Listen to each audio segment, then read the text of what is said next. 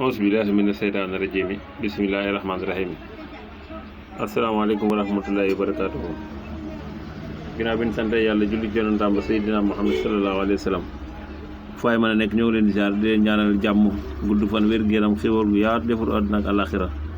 rawatina yéen ñaawoon ci Daaru Salaam Chifaou di wax ne Daaru Salaam Chifaou nag dana seet bu la seetalee wax la sarax wala wax la sa càngaay foo mën a dem defe ji ko nga dem defe ji ko tey dañuy andil lu jëm ci jigéen joo xam ne nii day am doom ñu koy opéré wala jigéen goo xam buy am doom day sonn ca mat wa lool loolu la ñu andi tey tam bari ci jamono ji lool opération lii nag ci kàttanu suñu borom tabaaraka wa taala mag ñi dañ daan sukkandiku di ko def te ku ko def boo yëg ba booy am doom sax doo ko yëg te lu yomb la da ngay bind ñetti faatiha lay doon la bii nga nii benn baa ngi nii bii mooy bu góor boo ko déggee faatiha bu góor bi ngi nii dañ ko tàmm maas ko sidda ko boo déggee faatiha bu jigéen moo nekk nii dañ ko tomb rek amul sidda boo déggee faatiha bu ngoni ngaana mooy bii amul tomb amul maas amul sidda yaxub neen la kon ni nga koy bindee ñetti faatiha bu góor bu jigéen bu ngoni ngaana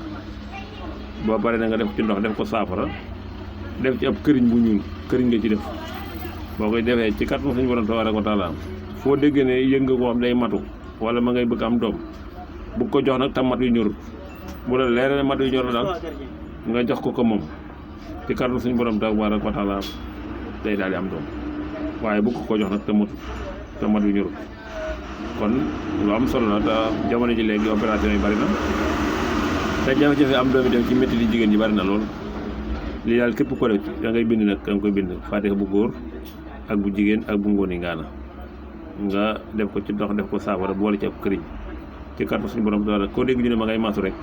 ba mat wa ñor na nag boo ko joxee rek ci kàttu suñu borom dina am doom te kenn du ko opéré wasalaamaaleykum wa rahmatullaahi wa barakaatuh